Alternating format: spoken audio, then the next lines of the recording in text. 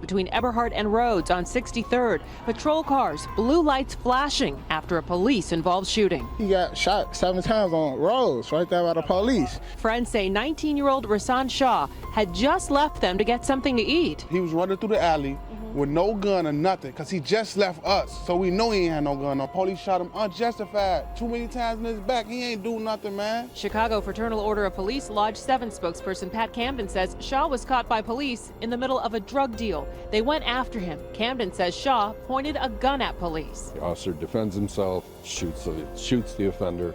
We did recover a .40 caliber Glock with an extended clip. You right here, well, where we at with it? You know, Eberhard with it, man. When motherfuckers say we don't be at, man. A lot of people trolling y'all, saying y'all don't be outside no more? For sure, Hey, you know we be out here. Y'all don't be tucking y'all shit? Not that loud, man. Niggas, no, look, you see that sign? What that is right there? Let's say, Eberhard.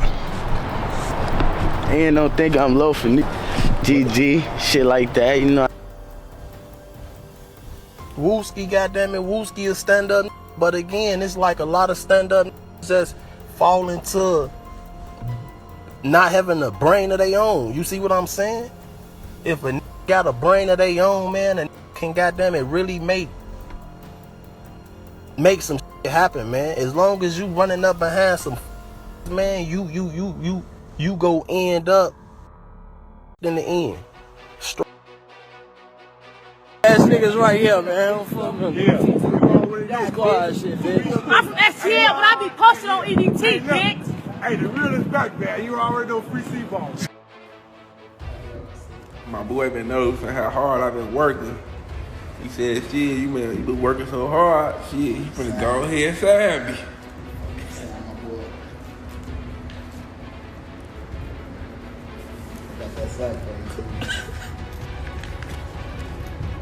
Got that sack. That's what I woke up to. I was just asleep. I woke up to this. Where Wooski bitch ass at? Stop putting them guns on the internet before you go to jail, boy. Man, where Wooski at? What's going on? Man, tell Wooski duck them they some bitches. Why is you even on they live with your hoe ass? Wait, why is you outside with no destination? Man, why is you even on his page? Y'all that you fans of your own homies, y'all broke lame ass, y'all that steady dad. On TY, y'all wanna try to diss us now, finna get on y'all ass, and more motherfuckers finna die. Where you goofy from? Where you goofy from? Hey, look, I'm going off this shit though, TY. You hear me? I'm going off this shit, man. I'm going off this shit. Duck, you a bitch. Oh, Mona, you a bitch. Hey, grab me that cup, bro. Damn. Where you goofy from, bud? Y'all ass been down on Tookaville. Y'all wanna diss us? It's on. Get it, bitch. You guys wanna diss? Maybe that straight cash. New fast out the way we on fire. I got trained shooters. Every gun got a body. See, shooters, they got shooters. Spot them, drop them out the white. Spoke with dope. Swag ass game in and out. Busting ass with dub. Good. We'll be in the cut, you already know. The Fall of Tookaville.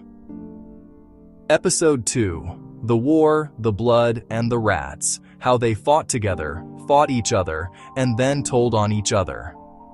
Before we go any further, if you found this channel, if this content speaks to something in you, if you are the kind of person who demands the full picture and not the curated highlight reel, hit that subscribe button right now. Not at the end. Right now. Because what we are about to walk through is the kind of documentary that most channels will not touch. Not because they don't know the story, but because they don't know how to tell it without choosing a side, without sensationalizing the tragedy, without turning real human beings into content props for the algorithm. We don't do that here. The Streets Are Talking is the forensic record, and the forensic record does not flinch. In episode 1, we built the foundation. We established who STL, EBT, and Jaro City are, and who they are not.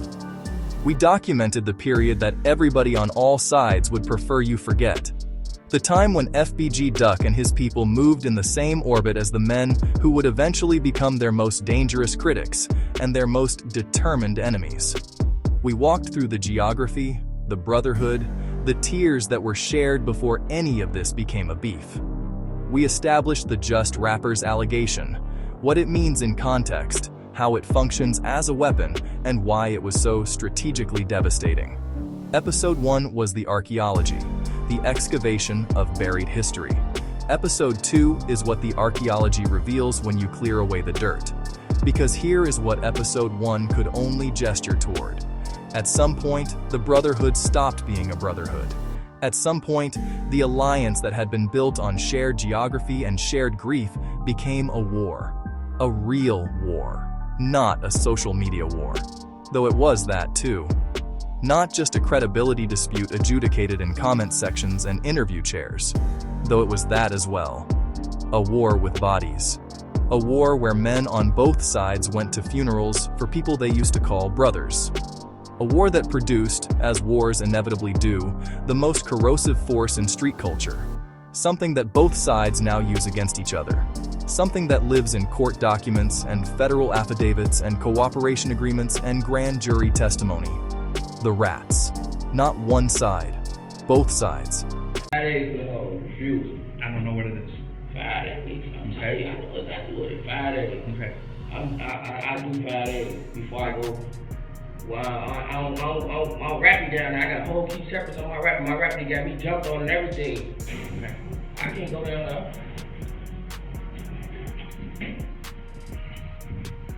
What up? Going this way. Yeah, actually it's this way.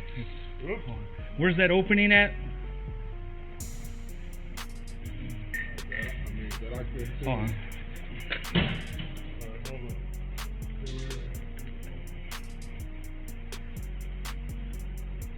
Look it up. Him and his brother told on me for slacking they homies. On Lil Brown. I just gave back 192 years to them niggas. I don't speak on that shit. Them niggas told on me, gang. I'm home right now because I blamed on my sister Tyler. Them niggas told on me. Them niggas told. On Lil Brown. Lil Durk, them told. Lil Durk home right now because them niggas told. On Duck. I'm free right now. I can get back 192 years, gang. On Lil Brown. 192 years. Well, why did they post you on all the flex. social media pages that Because I on Tookaville. Hold on. Yeah, there's a lot of niggas be acting tough as hell, go to jail, be on some straight gay shit. You niggas are old. Perfect example, Lil J. Gay. That nigga a pussy, man. That nigga faggot, man. That nigga not fucking boys. I need to go to exclusive and buy bags real quick. And I ain't being funny, I'm dead serious. I came back, I asked a nigga that's in jail. I got people in jail, man. Y'all better act like y'all don't be hearing about that shit. Y'all bogus on came back, nah, a lot for real.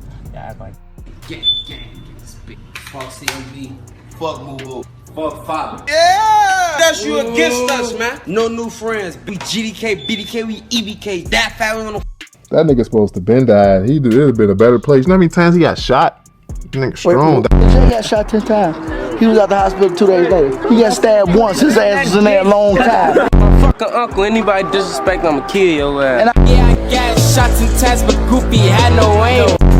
Got shot 16 times, but I was replenished.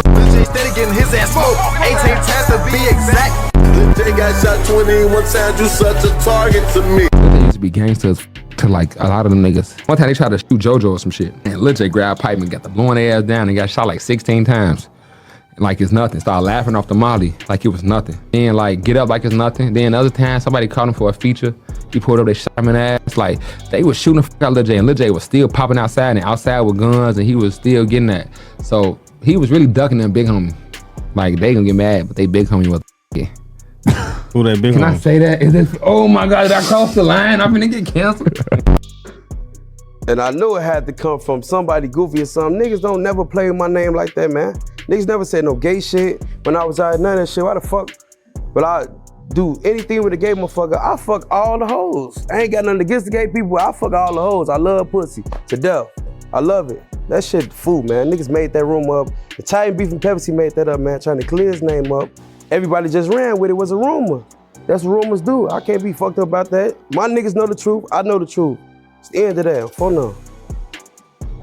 Yeah. You know, on the internet, people believe anything that's on the internet. Yeah, because once one motherfucker see it shit like a virus, one motherfucker see it, the next motherfucker see it, he gonna believe it. I went back to really defend myself anyway, so I ain't give no fuck about that. I'm here now. I want to see motherfuckers say that while I'm here now. Bro, talking about any gay, none of that shit ain't me. I'm 00, man. Y'all got me fucked up, bro. I remember when we spoke about You trying to get on Jaja. You been merching on the guys all this time saying you ain't gay, but on Tuka grade, folks. It come out, this fat dropping this shit on you, folks. Now I ask you what the you got going on, gang. You get mad. Bitch ass nigga, explain that shit, nigga. Fuck you tell me I got my jaw broke cause you saying you weren't gay. So you said I got my jaw broke and you was gay the whole time? That is what episode 2 is about. The war itself, the active conflict period, the moving information, the bodies, the retaliation cycles, and then the part that nobody wants to sit with. The accounting of who, on both sides of this beef, eventually walked into a federal building and opened their mouth. This is not about judging. This is not about picking a side and crowning a winner. The honest account has one job: tell the truth. About everybody. Without the selective outrage that makes a community look righteous on one side, while hiding what they don't want examined on the other. You want the truth about FBG Buddha? We're going to give it to you. You want the truth about Jaro Skinny? We're going to give it to you. You want to know about Nate and Wayne and what happened inside Jaro City that destroyed one of their own from the inside? We're going to give you the full forensic picture. The names, the charges, the years, the weight. And you want to know what Mama Duck said about Jaro City and FBG Brick? We're going to go through that chapter by chapter. Subscribe, stay with us, and let the record speak for itself. Chapter 1. Before the War, the Era of the Shared Enemy. To understand how the war between FBG and the STL via EBT Jaro coalition became what it became, you first have to understand the period that immediately preceded it. The period that is almost never discussed in public, because it complicates every clean narrative that both sides need in order to justify what came after. The period when they were not just neighbors, when they were not just coexisting in proximity without active conflict. The period when, by multiple documented accounts and the community knowledge of everyone who was present for it, FBG and the STL EBT Jaro orbit moved in a kind of operational alignment. Not a formal alliance, not a documented treaty with agreed-upon terms and explicit mutual obligations, but something functionally close to it. The informal, unspoken, practically experienced reality of groups from the same compressed geography, recognizing that they shared enough common enemies to make coordination, or at least non-hostility, strategically rational. The south side of Chicago in the early 2010s was a landscape of overlapping conflicts. The drill era had not yet become a global phenomenon, but the violence that would eventually fuel that music was already operating at extraordinary intensity. Young men in the Grand Crossing, Woodlawn, and Inglewood corridors were navigating a landscape of rival blocks and rival factions that stretched in every direction from every corner. In this landscape, the STL EBT Jaro City orbit had their specific set of enemies, crews and factions from the surrounding area with whom they had long-standing beef that predated FBG's existence as a recognizable entity. And FBG, for their part, had their own conflicts, rooted in the same general geography but with their own specific history and their own specific set of opposition. What Jaro City, EBT, and STL shared before anything else was an understanding of who they were against. And for a period that matters enormously to understanding the depth of the subsequent betrayal, the people they were against did not include each other. I'm told on this homie, man. What's the nigga name? Take Snitch on it, man. Oh, look, Mickey Mouse. You little Mickey Mouse. We cut the ears and the tail off Mickey Mouse. His ass crazy for that though, G. But on the G, I just mentioned that on Twitter. On G, a lot of people asking me about that shit today on the G. I'm just getting that.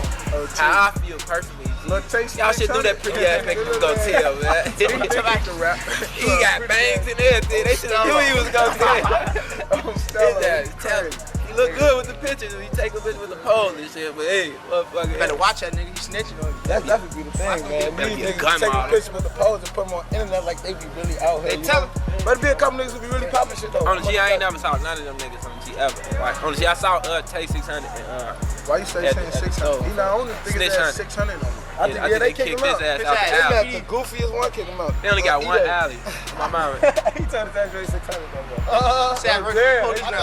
Stop telling, man. What are you? Stop telling, man. Just call him Big Homie. He's at CBD, man. We just want the money. Hey, little bitch. I mean, little B. Nah, folk, move that, folks. You getting off a lot of Kyra. You want to talk stuff about that dead person? I'm finna put the camera on you. Fuck wrong with you, bitch. Here's Lil D goof ass. Which Lil D? From 600. 600. They still exist? I thought they ass was extinct on Tookaville grave. That's what I'm talking about. All this 600. Yeah, them slaps. And we in your city. We in Cali. Smoke a duck in the airport. Oh no. Smoke ducks, no little ducks. That's where you live at. Fuck you talking about, dude. Say 600. Shh. Keep your mouth closed, you snitch ass nigga. You just got your mans in them all them years. You can't even go back to your own block. Oh, Lil B, I'll smack the fuck out your ass. Fuck you talking about, dude. Yeah. I ain't even gotta talk, man. Niggas know how I'm coming. All that, man. Yeah. This is the era of the shared enemy. And it is important to trace it carefully, because the transition out of this era, the moment when people who had been functionally aligned against common threats became threats to each other, is where the entire tragedy of this story is anchored. The crews that constituted STL and Jaro City traced their roots back through a lineage that predated their current names.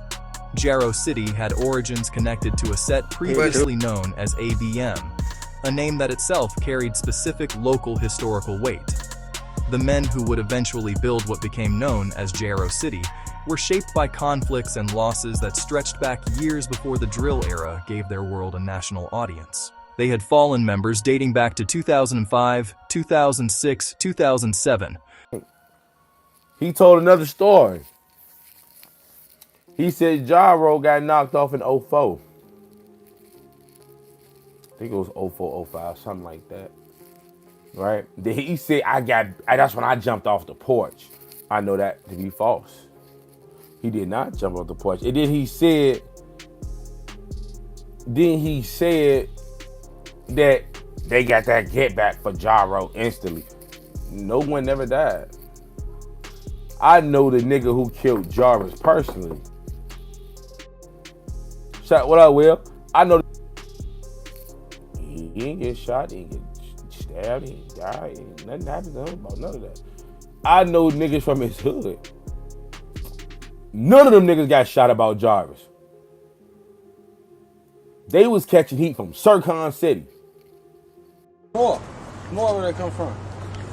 Dro City, Stanville, Happy B-Day Stan. That's how niggas out here do it.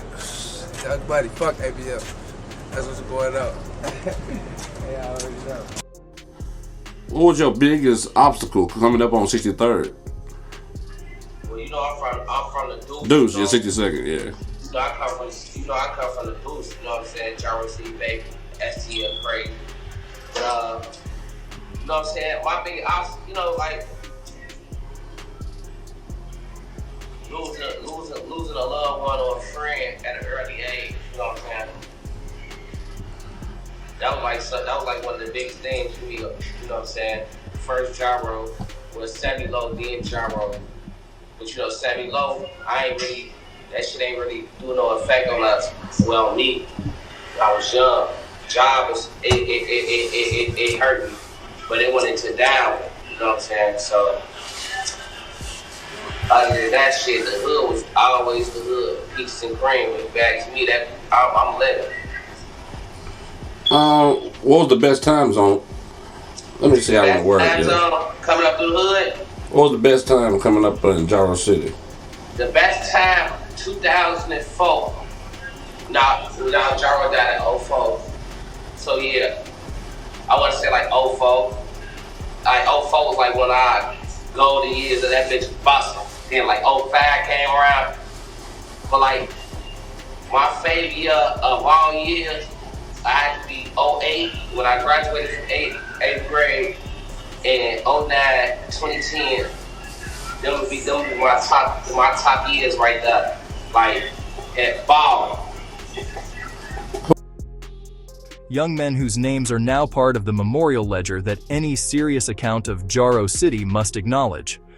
Those early losses, the 2005 death of Jarvis, one of the foundational members whose name is literally embedded in the Jaro City identity, the losses that followed in 2006 and 2007, and through the years of maximum violence in the early 2010s, created a community of grief that was, for a time, shared across these crews. Because the violence did not discriminate neatly along crew lines in its early years.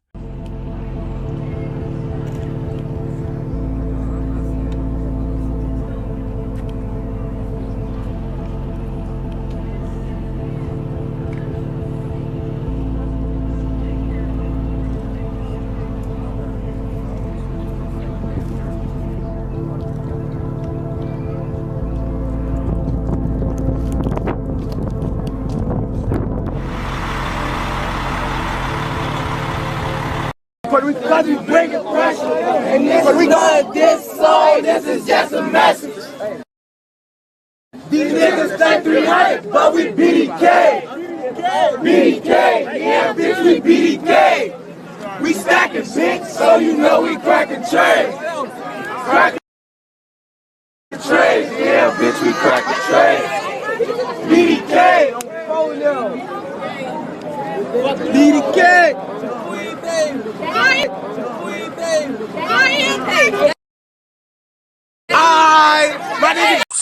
Stupid ass, goofy. That's why I hate my shorty got hit. It's on Tookaville grave, and it's crazy though, folks, because the motherfucker ain't even shoot shorty, folks. A fucking fragment ricocheted and hit my shorty in the face, bro. On folks on grave, motherfucker ain't even pop shorty. He don't even BD. Who motherfucker ain't got into it with? Or whatever the case may be. That's neither here nor down or there on folks grave. In the house until we catch somebody. They shot bro 11 times, we need 11 bodies. Too much fool shit going on, I can't trust everybody. It consumed young men across a wide swath of the South Side, and the shared experience of that consumption created bonds between groups that would later be at war with each other. STL's specific history was rooted in the St. Lawrence Corridor, a geography that placed them in proximity to both FBG's operational territory and to the conflicts that would eventually define the broader ecosystem of crews in this section of the South Side. STL's early enemies had included, at various points, factions from the Aero 65 territory, a conflict that predated the FBG beef and that gave STL a specific kind of street credibility and battle history that was entirely independent of anything having to do with FBG. Video! This a video. It's a video! Oh, it's a video? Hey, what that video is? Hey, cut that video off. We just up here politicking. You know, we have to make up here. But we gonna make that shit real proper next time you see that stuff. When we go on the block, shit, just holler at when we got 2 for 30. 2 for 30. Got fast. Hey, I'm gonna let my man holler at you. I'm gonna let my man holler at you. You little ugly ass. No problem. Hey, no problem, Kenwood, girl. But we is EBT, yeah, we fucking the snake though, but die fast. Yeah.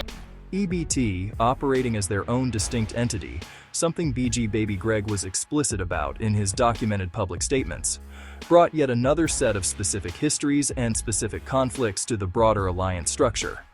EBT's identity was not simply derivative of STL's.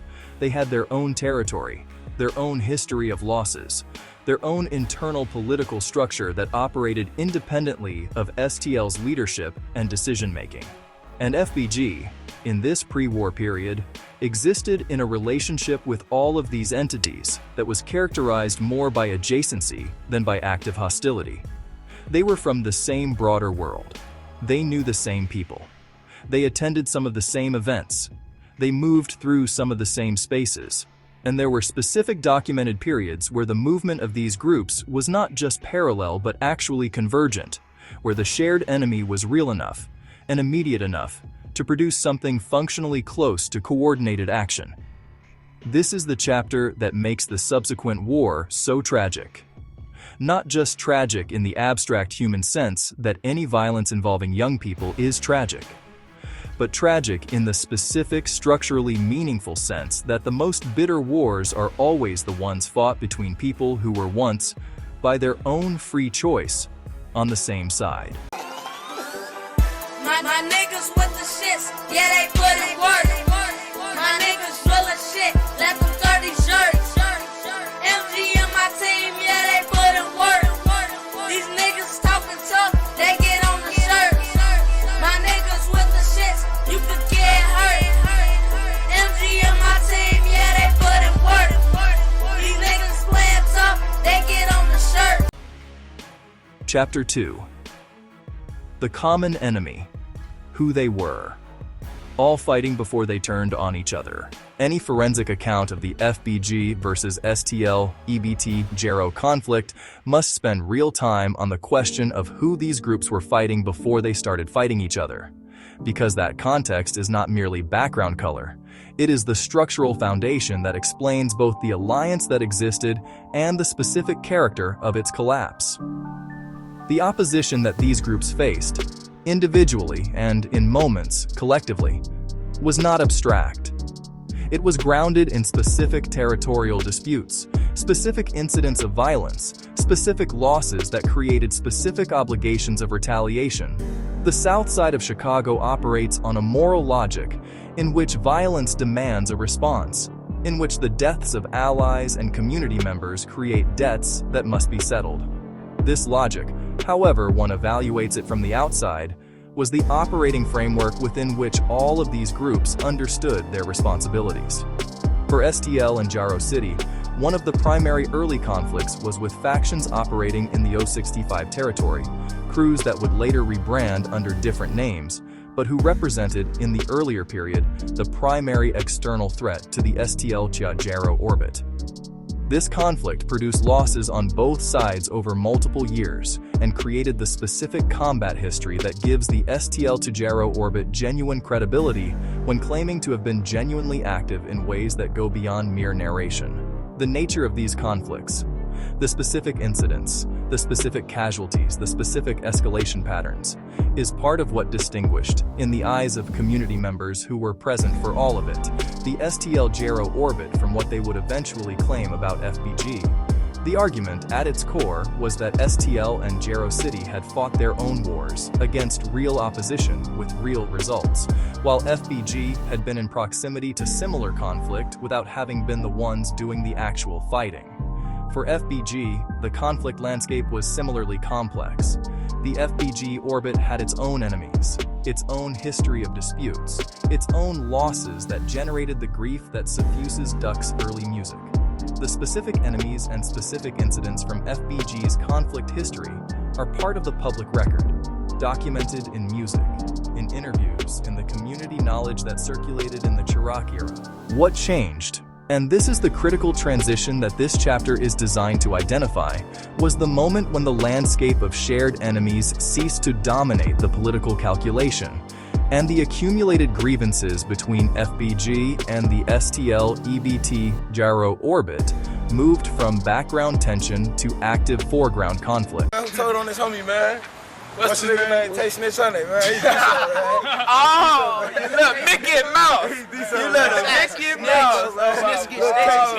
We cut the ears and the tail off Mickey Mouse. His ass crazy for that though, G. But on the G, I just mentioned that on Twitter on G. A lot of people asking me about that shit today on the G. I'm just getting that. How I feel personally, G. Y'all should do that pretty ass nigga was gonna tell, man. He got bangs and everything. They should have knew he was gonna tell. His ass telling. He look good with the pictures. He take a picture with the pose and shit. But hey, motherfucker, you better watch that nigga. He snitching on you. That's definitely be the thing, man. These niggas take a picture with the pose and put them on the internet like they be really out here. They tell them. But there be a couple niggas who be really popping shit though. On the G, I ain't never saw none of them niggas on the G ever. Like, on the G, I saw Tay 600 and why you say saying 600? He not only think it's at 600 no more. I think they kicked him out. His ass out the goofiest one, kick him out. They only got one alley. My mama. He told us that's really 600 no more. I thought that was his big homie. Stop telling, man. What are you? Stop telling, man. Just call him big homie. He said CBD, man. We just want the money. Hey, little bitch. I mean, little B. No, folk, move that, folk. We getting off a lot of Kyra. You want to talk stuff about that dead person? I'm finna put the camera on you. Fuck wrong with you, bitch. Here's Lil D goof ass. Which Lil D? From 600. 600. They still exist? I thought they ass was extinct on Tookaville grave. That's why I'm talking about all this 600. Yeah, them slaps. And we in your city. We in Cali. Smoke a duck in the airport. No. Smoke ducks, no little ducks. That's where you live at. Fuck you talking about, dude. Tay 600. Shh. Keep your mouth closed, you snitch ass nigga. You just got your mans in them all them years. You can't even go back to your own block. Oh, Lil B, I'll smack the fuck out your ass. Fuck you talking about, dude. Yeah. I ain't even gotta talk, man. Niggas know how I'm coming. All that, man. The tipping point was not a single incident.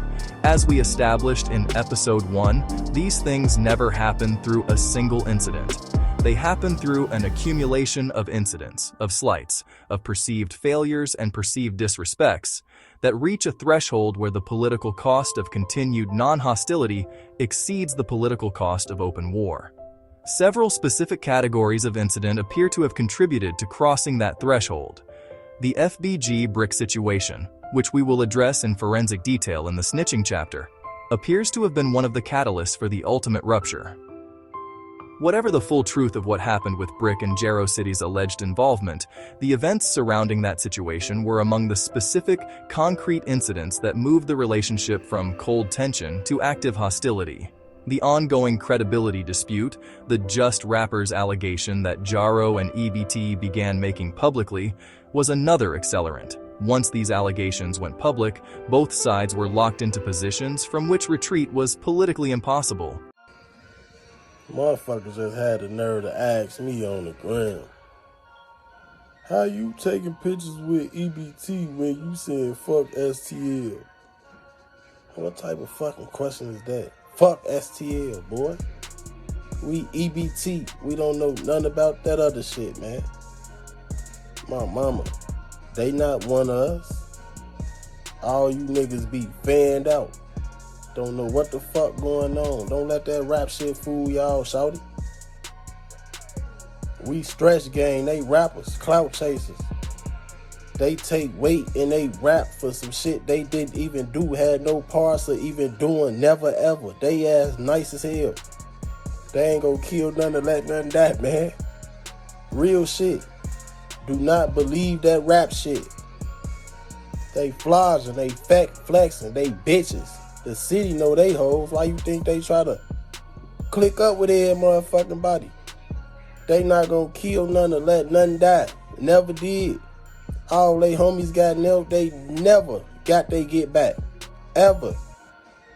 But be putting all these niggas in they song, dead niggas, like they done stood on business. They never stood on shit. Boy, we EBT. My mama. We don't fuck with them niggas, and if you talking about you EBT and fuck with them niggas, they lying. Pig. All these miscellaneous ass niggas just claiming shit, and niggas letting them. I don't even know half of these niggas. Fuck that, I don't even know majority of these niggas. Niggas ain't day ones. Niggas ain't did shit. Niggas got they pipes took. Niggas got slapped. Been getting kicked in their ass all their life. Now rapping like they straight bout that. But they never did nothing. Oh, folks. Nothing. Niggas hoes, Shreddy. Don't let this shit fool y'all, dude. Tookaville, STL, whatever the fuck they call themselves, wanna call themselves. Them niggas is bitches. Y'all know what's up me. Even if I gotta be by myself, it's gonna be like that, nigga. Cause I'm a stun on what I say. Oh, what's up, bud? What's up with y'all, bro? Y'all playing games, boy. You know, man, you talked about this shit already. Who is y'all? Who is y'all, bro? Who is y'all? Stop playing on the internet, boy. Over there. On jerky, not coming to our hood. What's your hood, bud? What's your Apple hood? High, 61st Street, 2nd Apple High, nigga. My block, nigga. I've been on all my life. You niggas went on that block, nigga. Fuck me on the Who? What you trying to say, man?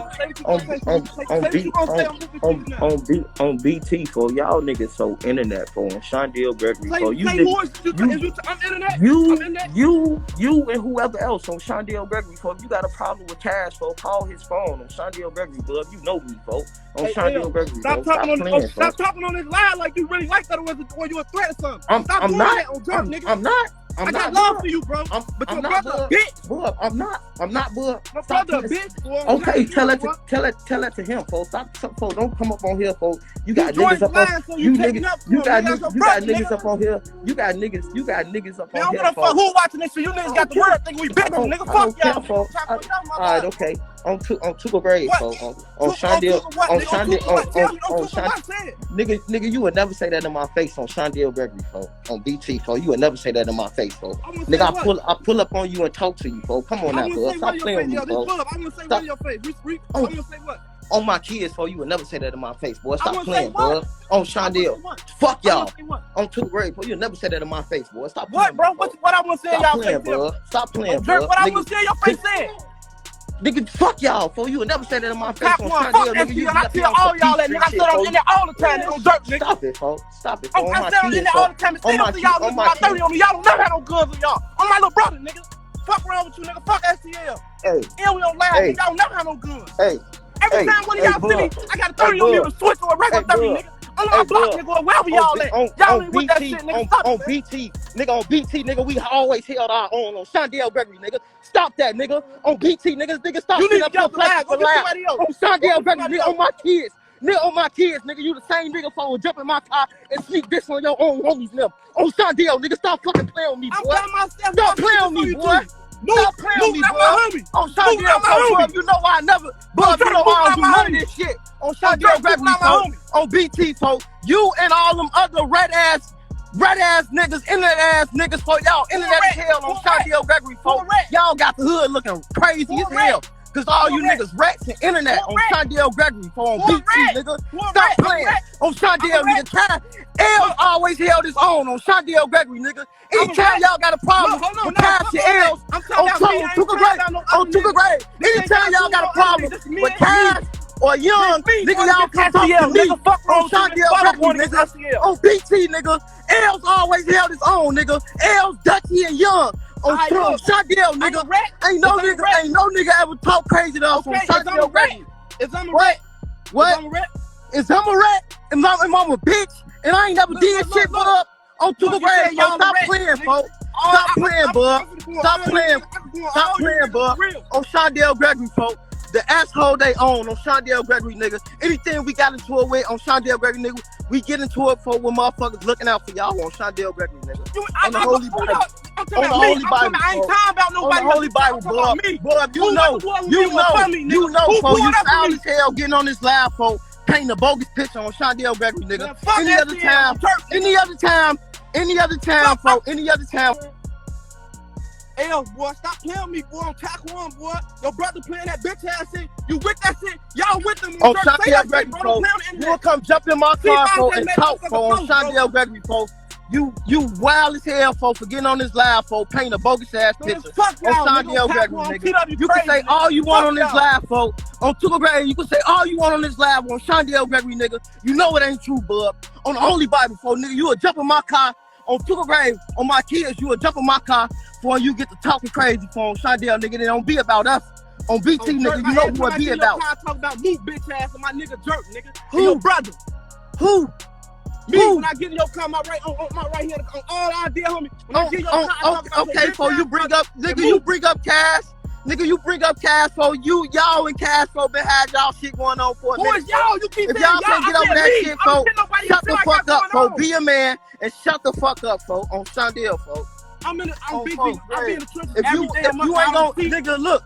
Hey, look, Bub, folks, if you ain't gonna DM cash, folks, and try to holler at cash, what the fuck you on Instagram? Sneak dissing on cash, folks. What you bringing us all up in this show, and you got a problem with cash?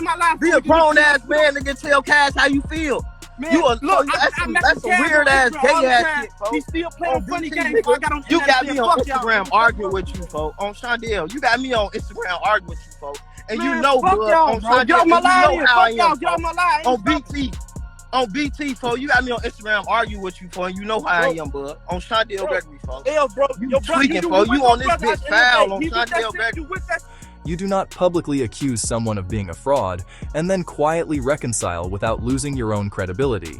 And you do not have your street standing publicly challenged and fail to respond without the non-response itself becoming confirmation of the allegation.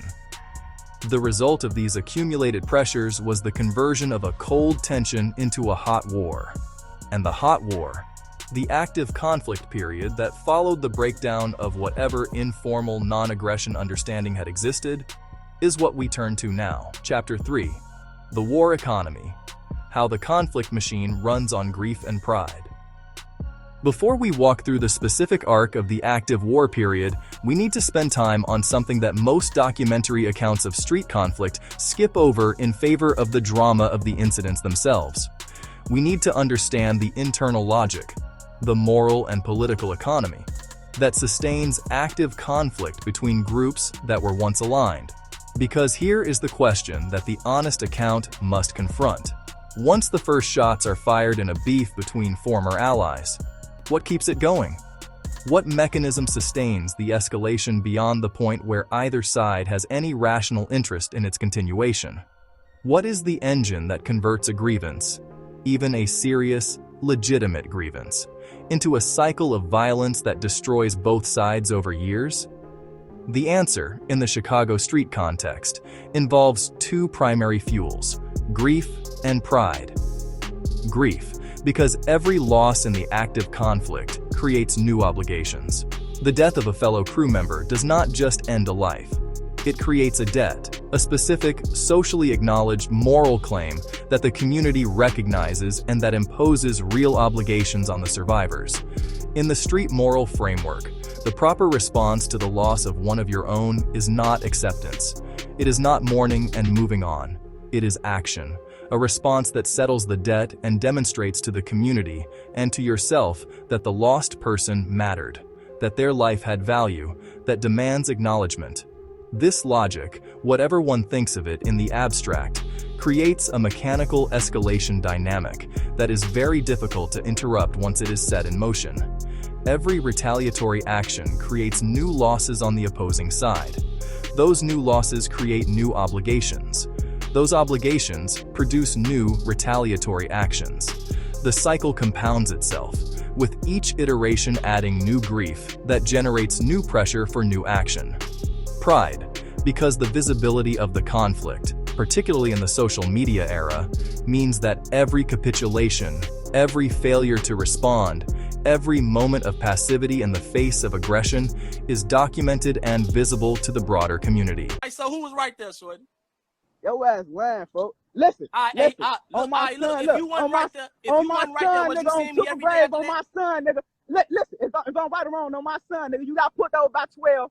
Folks was with you, nigga. On my son, he knew you had a 380 Nigga, you didn't get booked for it. Why you ain't get booked for it? You stuffed that bitch in your ass. You a fat. On my daughter, you lying, you bitch ass nigga. Fuck your daughter, nigga. You lying on her, nigga. Fuck your daughter, nigga. Yeah, all on that. Tookaville grade, nigga. Yeah, I can put on my son, nigga. I can put you in anybody from Everhard and EBT, nigga. Your ass, you hear the gun. The loss of face in street culture is not merely a matter of hurt feelings. It has concrete practical consequences for the safety and operational capacity of the crew that appears weak. An unrevenged slight is an invitation to more slights. A demonstrated willingness to absorb attacks without response communicates vulnerability that adversaries will exploit. These two fuels, grief and pride, operating together in the compressed geography of the South Side, produced the active conflict period that followed the breakdown of the FBG, STL, EBT, Jaro relationship. And it is within the structure of this conflict that specific incidents occurred, specific losses were suffered, and specific decisions were made by individuals on both sides that would have consequences extending far beyond the street. The deepest consequence, the one that connects the active war period to the snitching chapter that forms the second half of this documentary, is what pressure does to loyalty. War creates pressure. Federal investigations, which inevitably followed the escalation of violence in this ecosystem, created a different kind of pressure. Legal pressure, the threat of decades in federal prison, the terrifying arithmetic of mandatory minimums and RICO charges and cooperating witnesses. And when that kind of pressure is applied to men who are already grieving, already afraid, already operating in a world that has stripped away most of the conventional social supports, men in jail cells with federal prosecutors making explicit offers of relief in exchange for information, the loyalty that sustained them on the outside begins, for some of them, to fracture.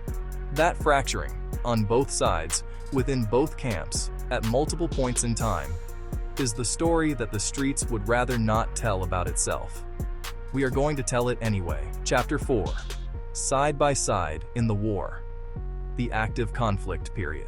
The active conflict period between FBG and the STL EBT Jaro coalition represents one of the most intensely documented and analytically discussed chapters of Southside Chicago street history in the drill era. The number of researchers, documentarians, and community commentators who have attempted to trace its specific arc is a testament to how significant, how central to the political landscape of the entire South Side this particular conflict became. What we can establish with confidence from the available documentary record, from public statements, from interview archives, and from community-verified accounts, is that the conflict was real, active, and deadly. People died. People on both sides, not as collateral damage, but as direct casualties of the specific war that had developed between these groups. The nature of the conflict was shaped by the geography. When crews from the same compressed neighborhood go to war with each other, the violence happens in spaces that both sides know intimately. There is no neutral ground. Every corner, every block, every building that one side considers home territory is potentially hostile territory for the other. Every movement becomes a calculated risk. Every social gathering, a funeral, a birthday, any moment of community life becomes a potential site of conflict.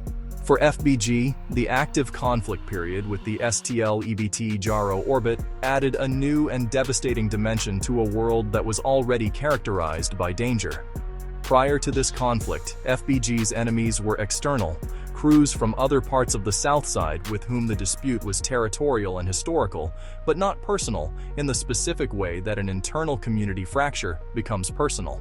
When the conflict shifted to include the STL EBT Jaro orbit, FBG was suddenly at war on a new front, with people who knew them, who knew their patterns, who knew their locations, who had the kind of intimate knowledge that transforms a street conflict from a territorial dispute into something more like a targeted investigation.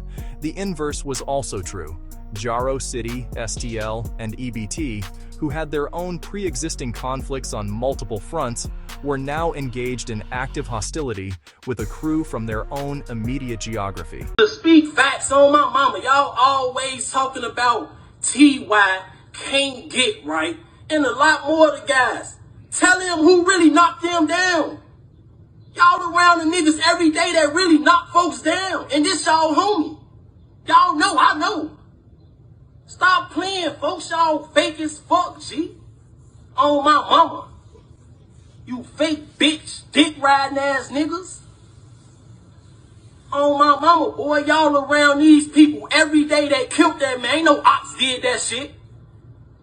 I know, man. Y'all know what the fuck going on. While all you little hoes be laughing and condoning this goofy shit going on. Hey, tell him who knocked y'all people down. Folks. I had asked you a question in jest. It wasn't even in jest. It was like a lighthearted question.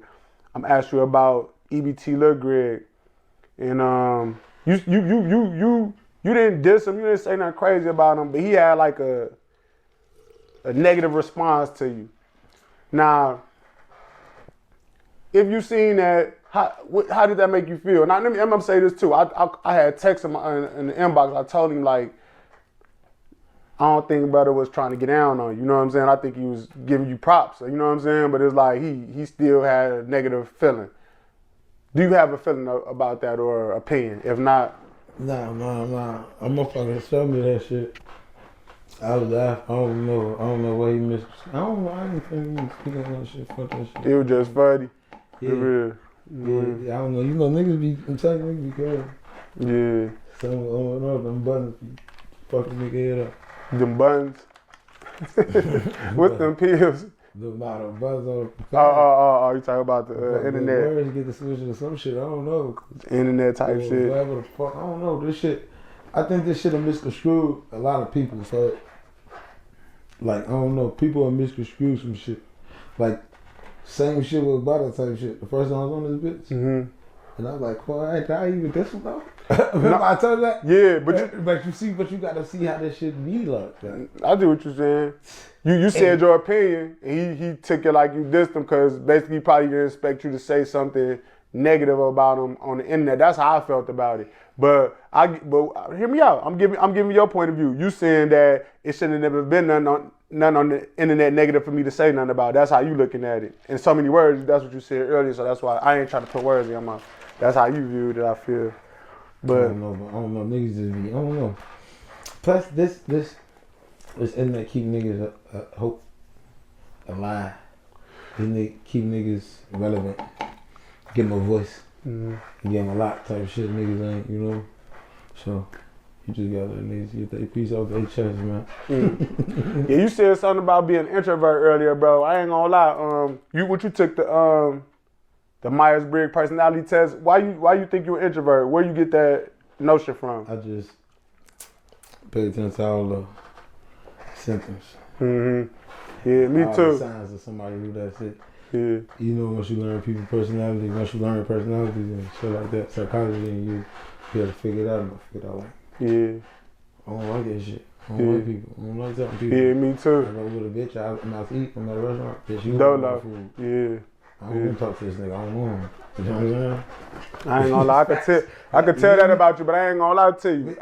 Go ahead. Talk about it. What about food? I don't want to talk. You know what I'm saying? Mm-hmm.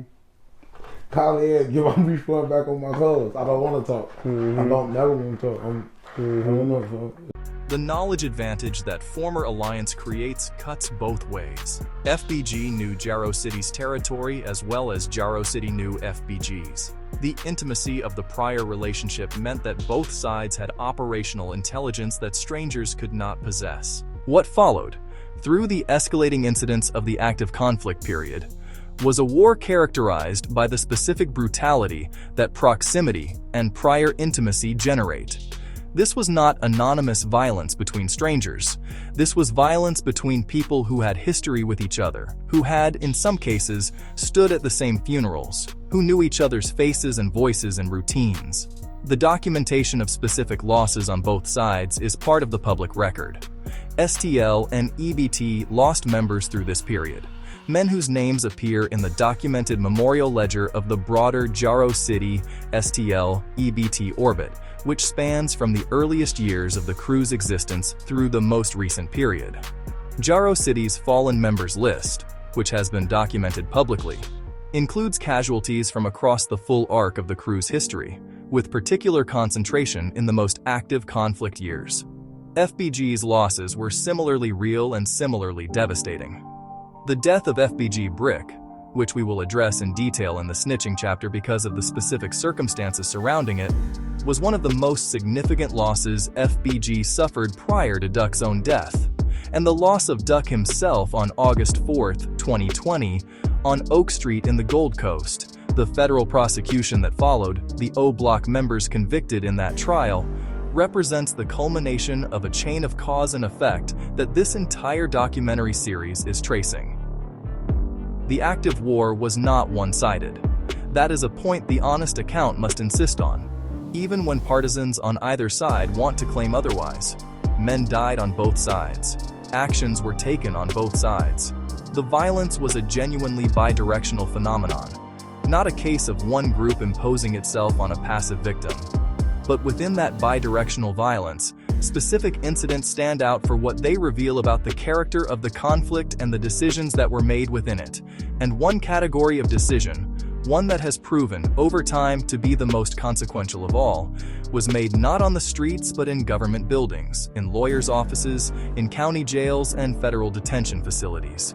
The decision to talk, Chapter 5. The scoreboard, losses and consequences, on both sides. The war between FBG and the STL EBT Jaro coalition was not fought in a vacuum. It happened against the backdrop of a broader South Side political landscape in which multiple crews and multiple conflicts were operating simultaneously. The losses that each side suffered, and the manner in which those losses occurred, cannot be fully understood without placing them in this broader context.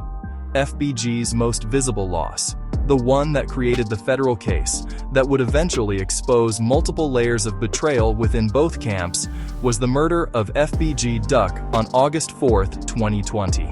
The location itself was significant.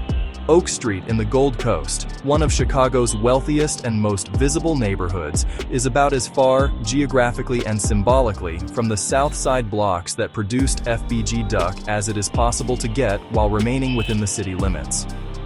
Duck was there with a group of people, a regular presence in an area where his growing public profile had taken him, and the people who came for him on that day: Charles Liggins, known as C. Murda, Kenneth Robertson, known as Kenny Mack, to Carlos Offord, known as Loss, Christopher Thomas, and Marcus Smart, were O Block members, part of the Black Disciples faction centered around the O Block complex. These were not STL or EBT or Jaro City. These were members of the O Block orbit, a separate but interconnected dimension of the broader South Side political conflict. This distinction matters enormously for the forensic record. FBG Duck was killed by O Block connected individuals. The federal case, United States versus the O Block 6, produced convictions against all 5 perpetrators. The murder was adjudicated as an act committed in furtherance of a racketeering enterprise. The federal case produced its own set of cooperating witnesses, its own set of institutional betrayals, its own documentation of what happens when the pressure of federal prosecution is applied to the relationships forged on the street.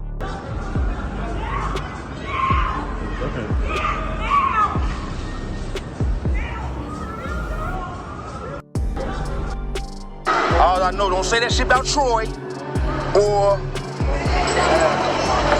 rest in peace, Duck. Okay, so you got anything about FBG Duck? That's what I'm saying. You know, don't say shit about Troy. That's it. Don't say shit about Troy. Get that guy over there. What don't ever, you know me. Come on, man, don't do that. Don't do that. You know I know that. Stop playing. Stop playing. Playing like that, all that dissing or saying something, or even acting like y'all with some shit that y'all know for sure ain't with, I'ma smack shit out on y'all. I ain't gonna play like that. Yeah, we know y'all ain't gangsta, y'all on the internet. We know y'all ain't gangsta, y'all ain't trying to do that. Man, I just be talking to the I'm just talking. Don't even take none off this shit. What y'all on, y'all good? Ain't no more FB. Oh, I'm tearing you down. They dumping you from every angle, bro. They get over here. I got you. Hey, what's this address? Hey, wait, nah, don't say that. We live. Don't say that. Behind the scenes. Behind the scenes. Wait, what's your rap name? I don't know yet. Somewhere red though. I don't want to say trick, so that's hard to take. Don't Hey. Oh no. So who you finesse to get that band right there? I can't tell y'all. Okay, yeah. That ain't y'all business. Just know these out here getting finessed and y'all getting stressed. You hear me? But the O-Block case, as significant as it is, exists in parallel to and is intertwined with the broader FBG versus STL, EBT, Jaro conflict. The political landscape of the South Side is not organized into neat, separate beefs with no overlap. The alliances and enmities crisscross in ways that make every specific conflict part of a larger web. On the Jaro City side, the casualties of the conflict period included members whose deaths span the full arc of the crew's history, and whose specific circumstances reflect the multiple fronts on which Jaro City was simultaneously engaged. Jaro Lil Mikey himself, one of the central figures of this documentary, the most publicly visible critic of FBG, the voice of the Just Rappers indictment, would not survive to see the full consequences of the war he helped narrate. His death, and the deaths of fellow Jaro City members in the same period, reflects the specific danger of being the most visible face of a street conflict in an era of precise retaliatory intelligence. STL's casualties through this period tell a similar story. Skinny boy, you better ask about it. And no more evil monster. What? What's going on? Don't run from me, man. Don't run from me, man. What y'all got? Don't run from me, man. Please. I just want to talk to y'all, bro. I just want to talk to these guys. Just kick it with me. Who is that? They ran on me, gang. They ran on me. Same nigga ran with butter. Just ran on me. Come out that door, I'ma show you. He right there, bro. It's a blast. Finna be a fucking blast. My dead homie. No. Fuck is you talking about? I don't wanna be here no more. I just wanna buy this person, city drinking, high the ghost. Thinking about Lil P and Tutu like my niggas gone. I get so high off these drugs up on no. So how good you feel doing this right now? I feel good, man. Give back to my community. I feel good. This shit feel better than lean, don't it? Yeah, this shit feel better than lean. This shit feel way better than lean. Walking through the community, passing out sandwiches, man. Oh, man. It's different right here, man. Hey, I like the The St. Lawrence corridor saw losses that added to a memorial ledger already heavy with the accumulated grief of years of prior conflict. Every death on every side created new obligations, new cycles, new reasons for the war to continue, long past the point where anyone's interests were being served by its continuation. And EBT, maintaining its distinct identity even within the broader alliance with STL, absorbed its own losses and produced its own set of retaliatory responses through the active conflict period. What emerges from a forensic examination of the full casualty picture is a portrait of mutually assured destruction. Two sides destroying each other with extraordinary efficiency, in a war that was rooted in a credibility dispute, in perceived betrayals of brotherhood, in the gap between a public persona and a private reality. Men dying, on both sides, over a beef that began, at its core, with the question of who was real. The supreme irony of this story, the irony that Episode 2 exists to document, is what the subsequent accounting of cooperation agreements and federal witnesses revealed about the realness of the actors on both sides. Because the streets are talking, and what they're saying now, in the federal dockets, in the cooperation agreements, in the sentences handed down by Cook County and federal judges, is that the rat house was not a single party dwelling. It had residents on every floor. Chapter 6. The Snitching chapter begins. clearing the air before the names. Before we name names, and we are about to name names precisely without flinching, we need to establish the framework within which this information is being presented. The term snitching in the street context refers to the act of providing information to law enforcement about criminal activity. Specifically, information about the criminal activities of people within one's own community or crew. It is understood as the most fundamental violation of the code that governs relationships in the street environment. The man who cooperates with federal or state prosecutors is not just breaking a rule. He is committing what the street regards as a moral betrayal of the highest order, a betrayal that endangers the lives and freedom of everyone in his orbit. Homie, I guess a lot of these little niggas, they out there getting it going, gang. My dead grandma G-Mac. Mac baby. They got it going on. Young, Dutchy, you know, they hold the FBG to their chest. Before you go and see him, J-Man pushing peace, that's cool for him, but not for me. That's on my brother. I want J-Man pushing peace, that's cool for him, but not for me. That's on my brother. I want to see every op head in the street. They keep asking me about butter, but that's some fair shit to me. We made all the blocks, they claim to pull up spanking from the three. No, they had it in an article that they said that in the Sun Times that you had been a paid informant since I think 2008 or something like that. No, 2006. Man, you got to get your way. I don't want to see nobody in jail. You know what I'm saying? Not even they kill me. I don't want to see that nobody in jail. They should have been more smart. That's all I thought. I ain't really think too much of it. Streets talk anyway. That shit was old news when they hit the news. You know they say, what's his name, Big Mike? That's Wooski brother, the guy that allegedly told on King Von. You feel me? He'll be coming home soon. You know what I'm saying? Y'all think he'll get a lot of love like in the blogs and stuff? Y'all think he'll be like... Yeah, I'm definitely going to interview him. Yeah, I'm definitely going to interview him. I just told y'all how y'all got this shit looking right now. That's a good story. You want to know what happened. What led up to you make your decision? I can see him on DJU, Ken Capone, Truth Teller. He going to be lit first week. Man. Oh, my God. Man, ain't that... So, like, you know what I'm saying? We all know that's the truth, right? For sure. So it's like... But it be you niggas though. That boy gonna be on black. It be you niggas though who be f***ing that shit up. Shit too. Listen, it be you niggas who be f***ing this shit up though, fool. You be giving anybody a platform. And look, ain't tell on nobody. You know, we living in a time now where niggas is telling and coming home and doing interviews. On credit, yeah, I ain't even do that though. But like, yeah, G, how you got motherfuckers coming home, G, just cause I was with Duck? Or just because I was with Vaughn, or just be not saying these the person, I'm just saying an imaginary, you know? Like, I was around you, I kill a motherfucker, we go to jail with each other. We go to jail, I tell, you die, not get out. You famous now. You get 100K, 10K interview. Why you can't motherfucker celebrate me like that? Why you can't give me 10K? My first interview, I'm the real deal Holyfield, G. That shit. Hey, White, where you at, bro? You just told on me, though, G. I'm snitching tonight. I'm snitching tonight. I'm snitching tonight.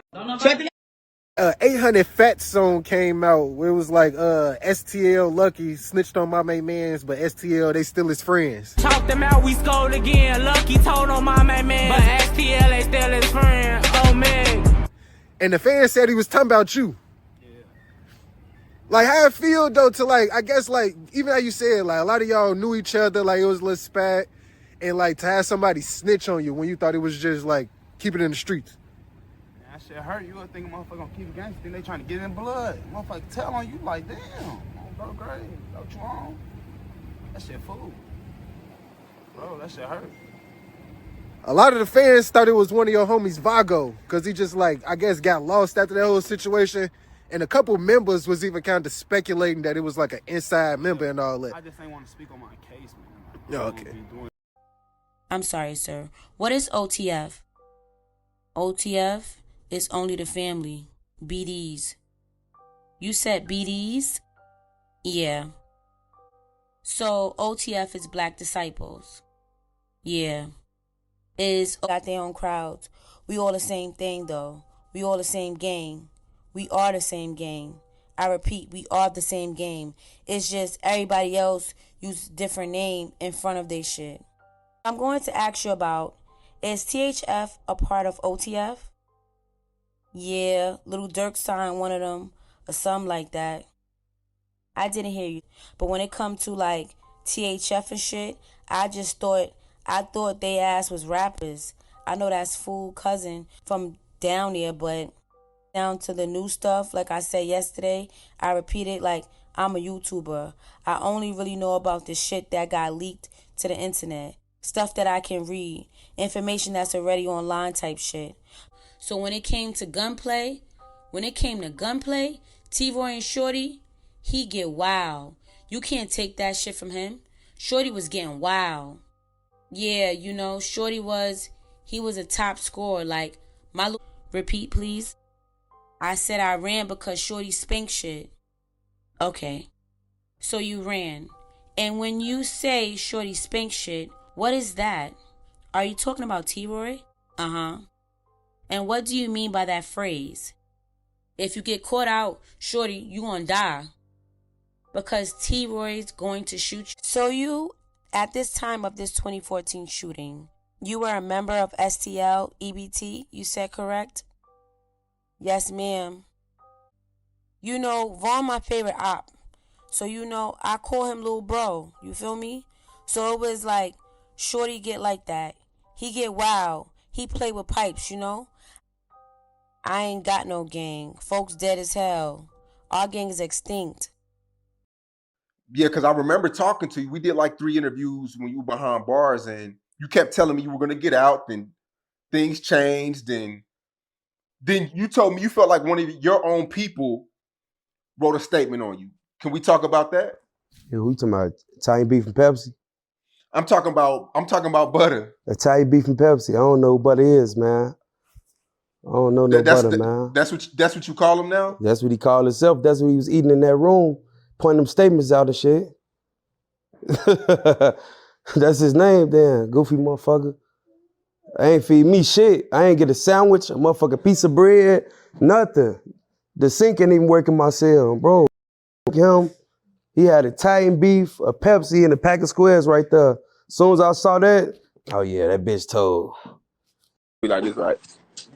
We gonna get to y'all raw, right? Y'all be like, yeah, okay, how you coming? I say, first time I shot a nigga, I didn't even feel it on bro. I stood on that business. Second time wasn't really different. I went on that mission, got back and gonna fuck with some bitches. It's funny how niggas be snitch, saying they gang. They had a name in your paperwork.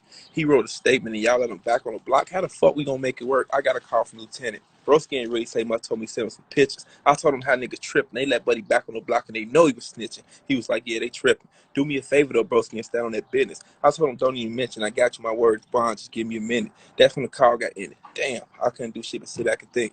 Niggas forgive and forget. No, not me. We gonna leave that in the streets. I love my brother so motherfucking much. If they wanted you touched and I'm making it happen. Sat back and plot where I sat in the box. I couldn't wait for the day I can get out and clap him. I'm walking light. I don't want to be hurt. He getting served. It's already murdered.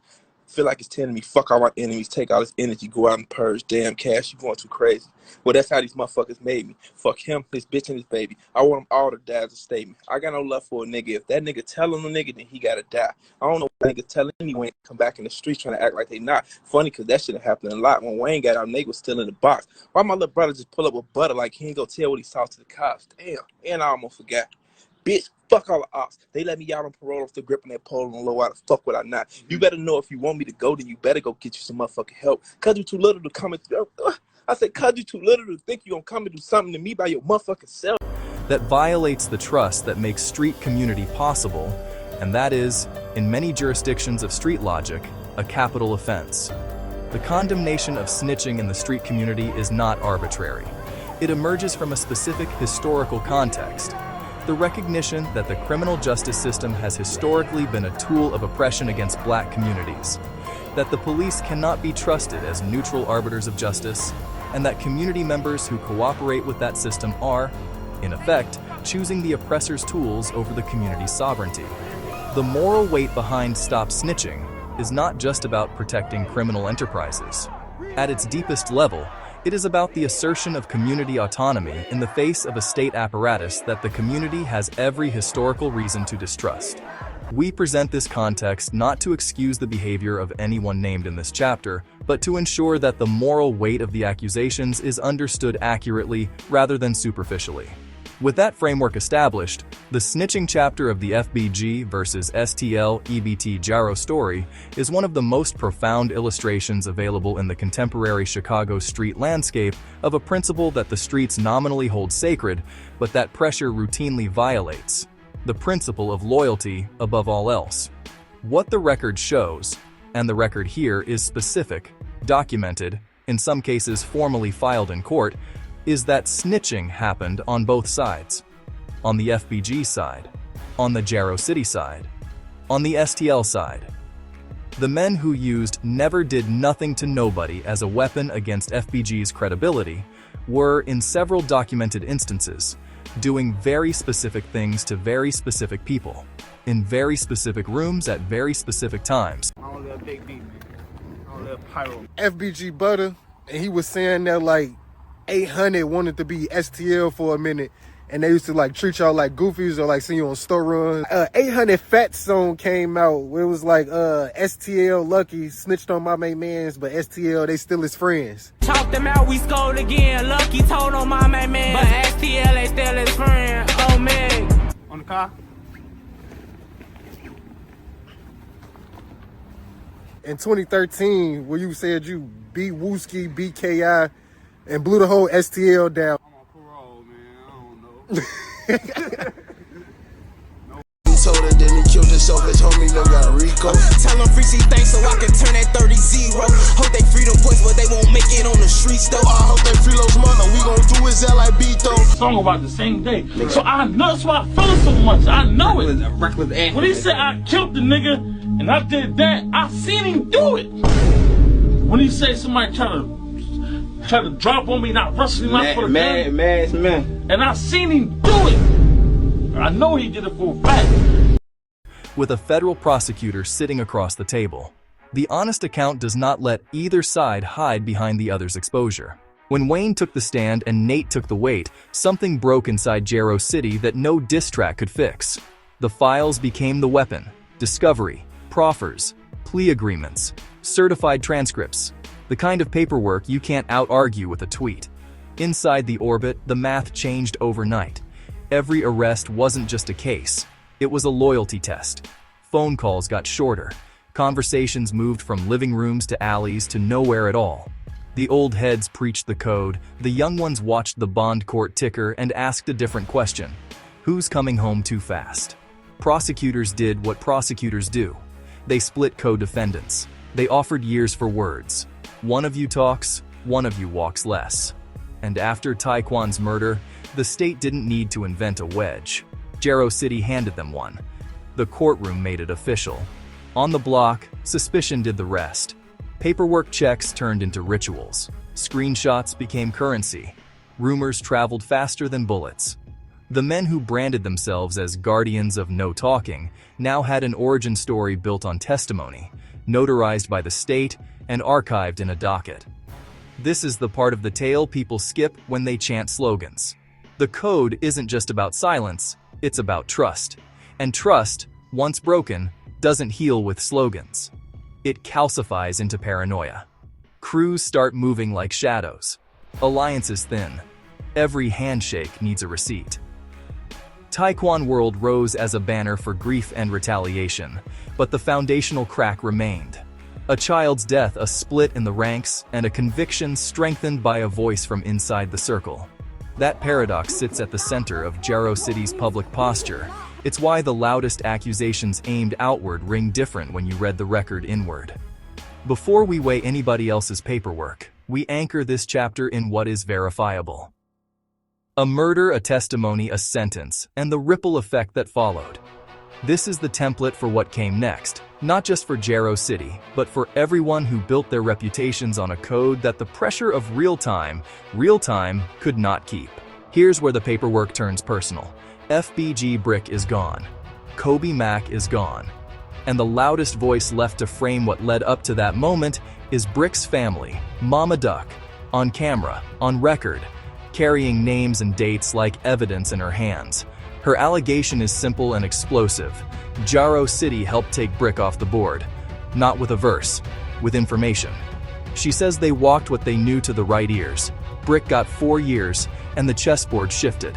The claim goes further in some accounts. A stolen gun, a drop near a block. Details she has repeated publicly. Details no one has convincingly dismantled in the open. We can't certify what lives in private phones and private rooms. We can certify the contradiction her statements force into daylight. The same men who branded FBG as cooperators, who built a public posture on "we don't talk," are, by her account, using the state as a weapon when it suits the war. In street math, effect matters more than form. If words get a rival caged, the function is cooperation. If the code is trust, this is another fracture line running straight through Jaro City's own narrative. That's why the streets heard her and went quiet. Because if her bomb is even half true, it doesn't just stain one move. It rewrites the whole playbook. Chapter 10. Jaro Skinny, the brother whose paperwork destroyed innocent people. Now we come to one of the most specific, most forensically documented, and most devastating chapters of the snitching story. Not just for Jaro City, but for the broader community that the crew's beefs touched, Jaro Skinny. For those who do not immediately recognize the name in the Jaro City context, the relevant identification is this. Jaro Skinny was the brother of FYB J Mane, and this family connection is significant for reasons we will address. FYB J Mane is a figure whose public profile and whose specific conflicts with various Southside crews became major topics of public discussion in their own right. The connection between FYB J Mane and Jaro Skinny places Jaro Skinny at the intersection of multiple crews and multiple political relationships. And that motherfuckers made them aware. They didn't tell you who made them aware that you had a gun, but they saying that they had an informant that saying that you was the last man standing. Is that true? Go ahead, keep talking. I ain't finna just throw my homie. Is that true, Lil Jaro? Is that true? What? When you got grabbed, did they tell you was the last man standing? Hey, you hear me? Yeah. Look, just keep talking, bro. I ain't, throw my home. That's my man's, bro. So just go and keep telling me what happened. Okay, look, Ray, I respect that then. I respect that. Okay. So look, he told them that you was the last motherfucker who was alive that was the killer, bro, basically. So when they came and grabbed you, they had told you all this, but they didn't ever tell you that your homie was the one. So Jaro Skinny, whose name appears on the documented record with a specific and devastating annotation, cooperated with law enforcement in ways that sent multiple people to prison.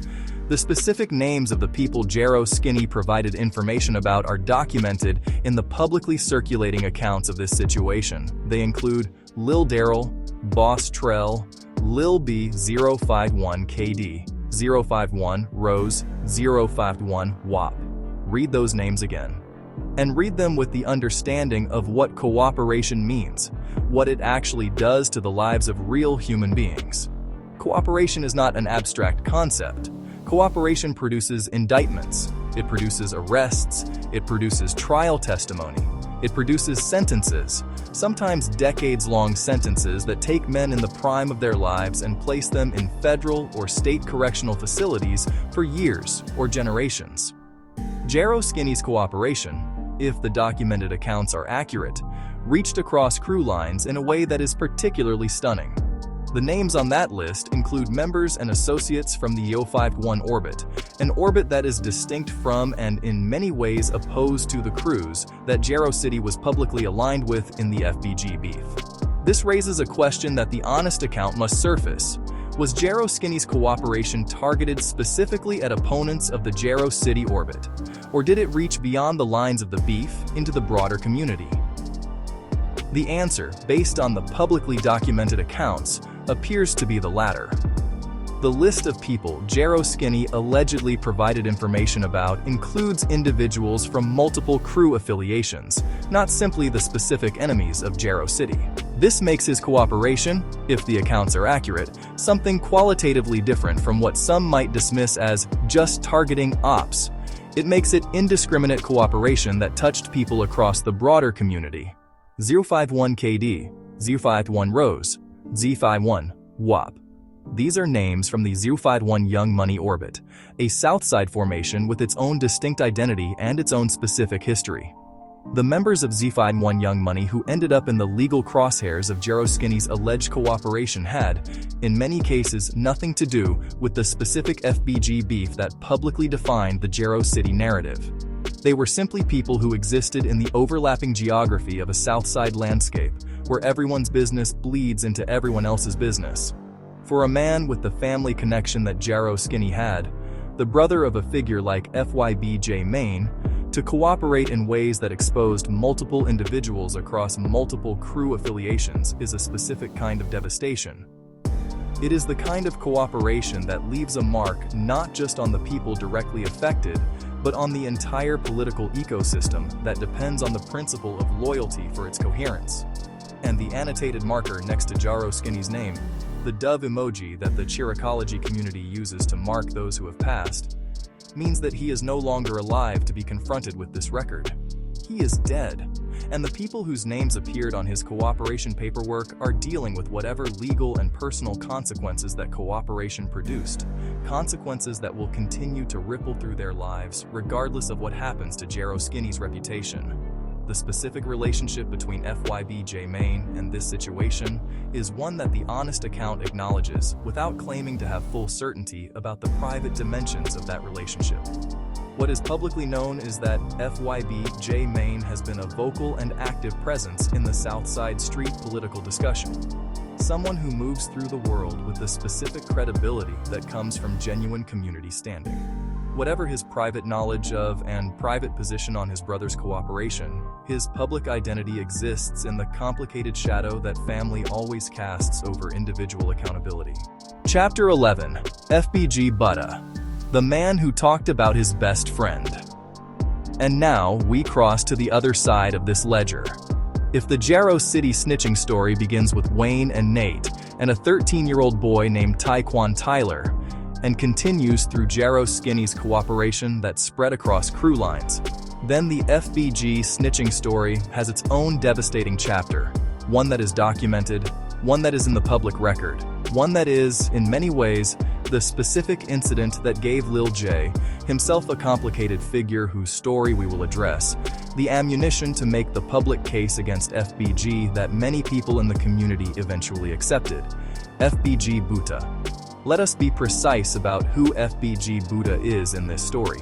He is not a peripheral figure.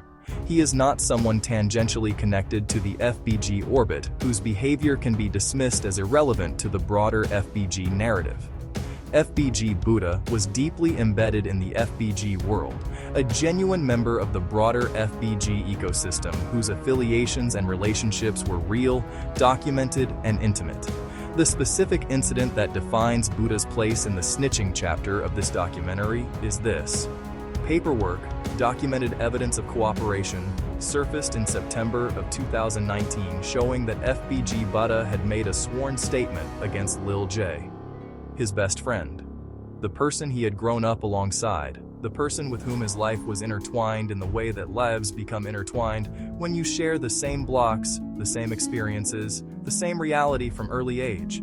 The paperwork showed FBG Butta providing Lil J's full government name to law enforcement.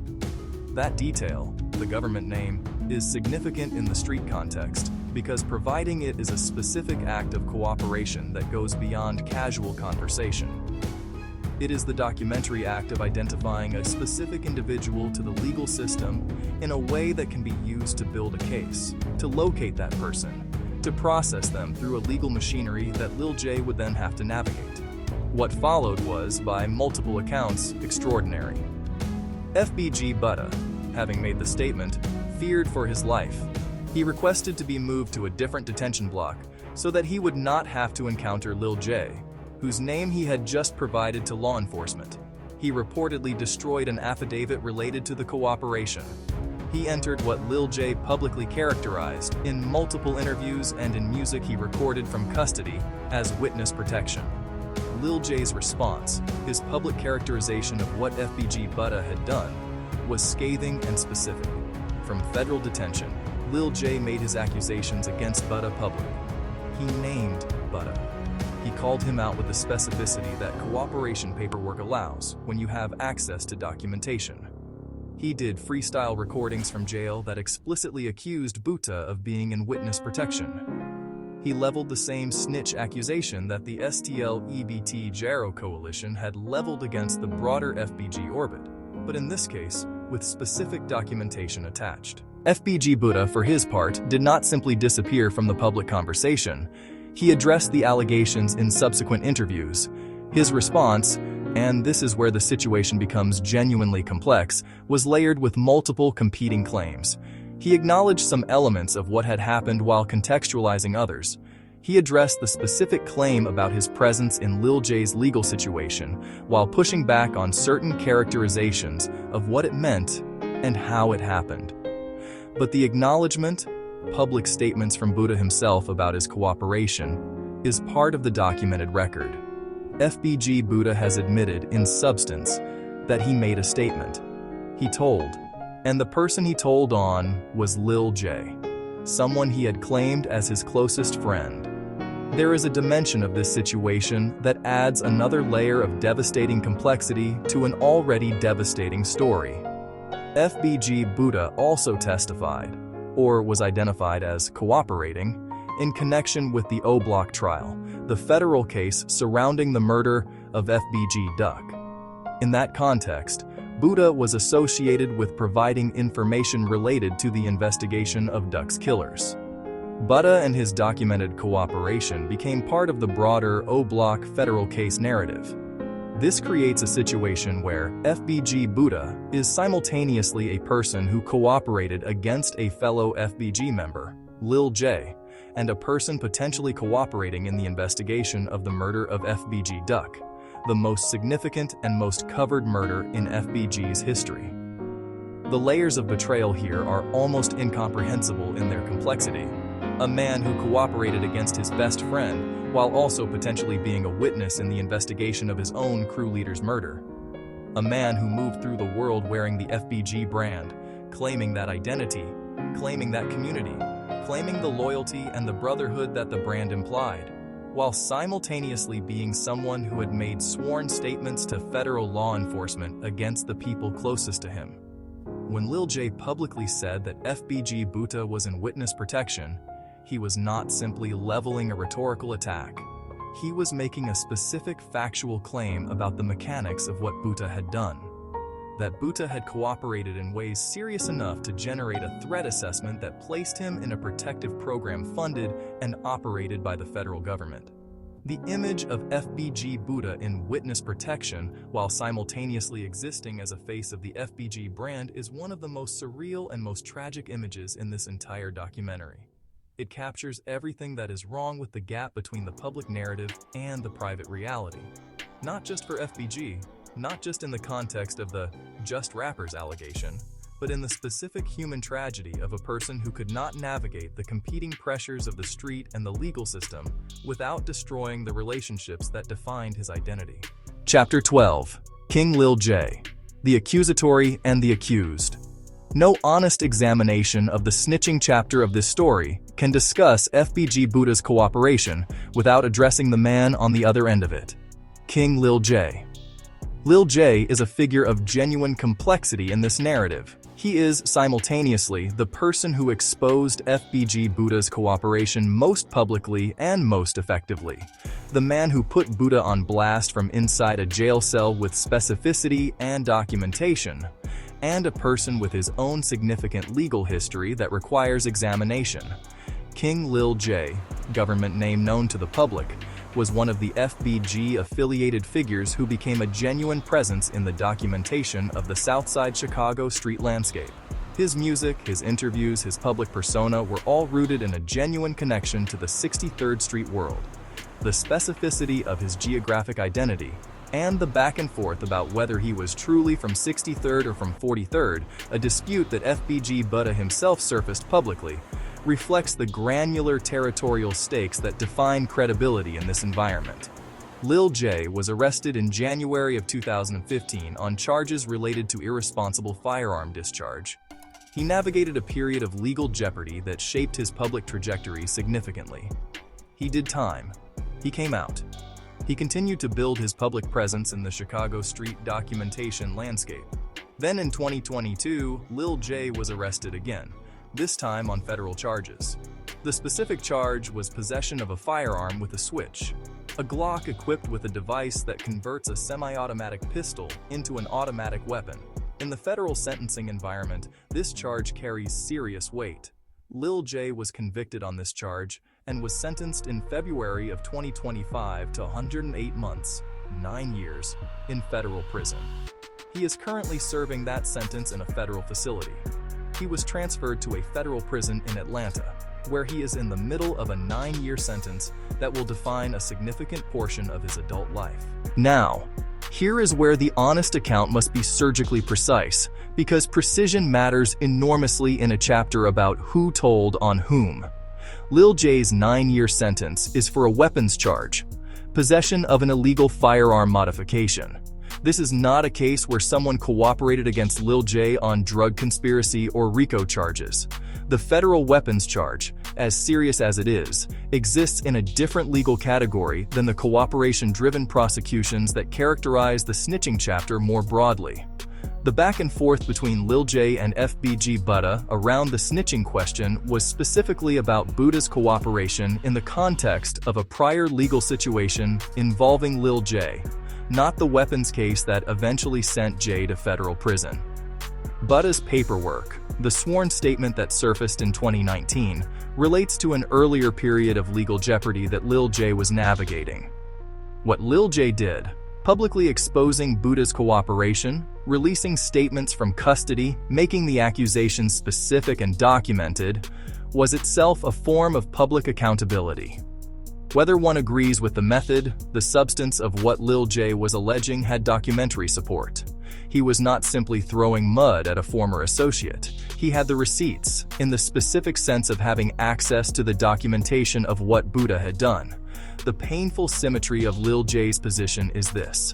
He is the man who most publicly and most effectively called out the snitching within the FBG orbit, and he is now sitting in federal prison, the instrument of his own legal destruction being a different kind of weapon than the cooperation that destroyed others.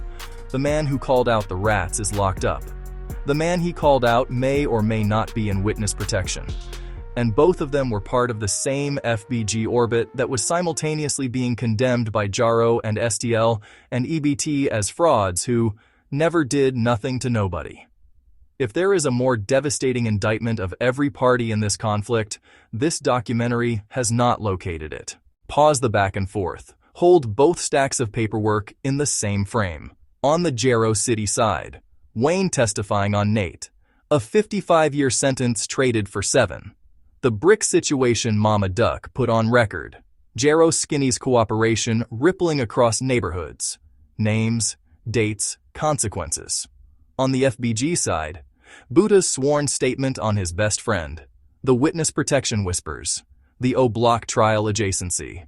Lil J, loudest accuser, now a federal inmate on a weapons case, a different legal lane than cooperation, but still in the same moral conversation. Lay them side by side and the who's worse scoreboard dissolves. What's left is the machine, plea bargains engineered to fracture loyalty, cooperation deals that turn private bonds into public evidence, witness protection that converts proximity into leverage. The system doesn't ask for trust, it prices it. And under pressure, priced loyalty breaks. This isn't absolution. Nate's 2068 release date is real. The men named on Skinny's path are real. Lil J's 9-year bid is real. Consequences don't soften because context exists. But without context, all we're doing is picking villains by vibe. Here's the uncomfortable truth. If you design an arena where survival is exchanged for information, you will get informants. If you design a neighborhood where options are scarce and sentences are heavy, you will get deals. What we call betrayal is often just the outcome the system paid for. So when you hear the next accusation, the next leaked statement, the next paperwork party, ask a harder question. Not who folded, but who built the table they folded on. Because the mirror doesn't show heroes and cowards. It shows architecture. And in that reflection, both sides look the same. Hold on the silence. The paperwork fades. The names don't. This is the part of the story that never shows up on discovery files. The wait, the absence, the way a corner sounds different after a candlelight vigil, the way a mother's voice changes forever. If no one dies, there is no homicide file. No homicide file, no leverage, no cooperation, no indictments built from the inside. But in these blocks, death arrives first, and everything else gets priced off of it. Taekwon Tyler, 13. A summer night that never healed. FBG Brick. A killing wrapped in rumor, politics, and the kind of fear that makes people choose sides they can't afford. FBG Duck. Oak Street, August 4th, 2020. A murder that turned downtown surveillance and federal resources into a new kind of pressure cooker.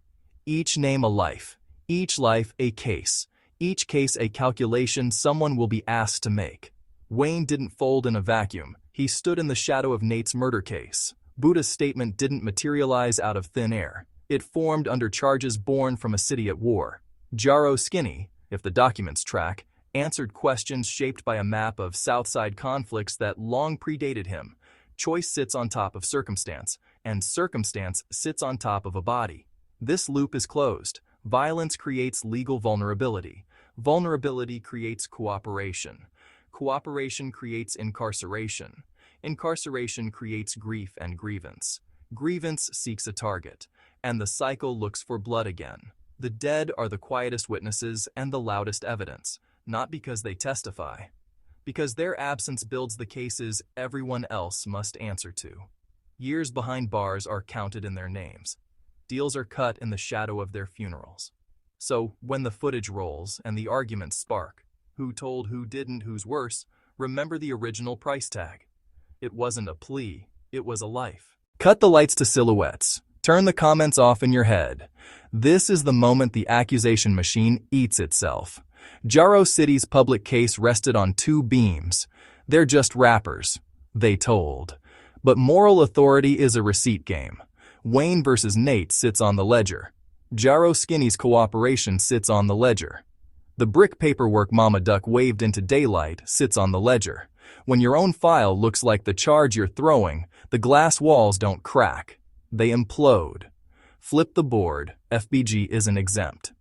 Bada's statement against his best friend. On paper, on camera, on record. The downtown case that turned grief into subpoenas. The federal pressure cooker that made industry indictment. If you call out a snitch and your camp cooperates, your halo and their horns belong to the same costume shop. This is the narrative collapse, when both sides finally run out of clean angles. The insults shrink, the files swell, the word principle gets replaced by circumstance.